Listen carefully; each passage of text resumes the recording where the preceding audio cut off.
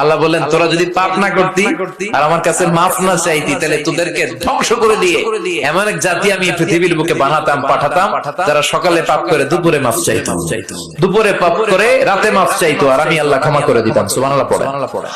আল্লাহর কাছে সবচেয়ে প্রিয় জিনিস হচ্ছে ক্ষমা করা। কি করা?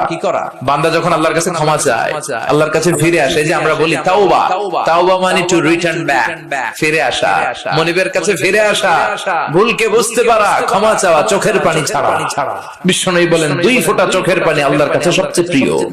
এক হচ্ছে জিহাদের ময়দানে রক্তের ফোঁটা, 2 ফোঁটা পানি আল্লাহর কাছে সবচেয়ে প্রিয়। এক হচ্ছে জিহাদের ময়দানে রক্তের ফোঁটা, 2 হচ্ছে অনুতপ্ত বান্দার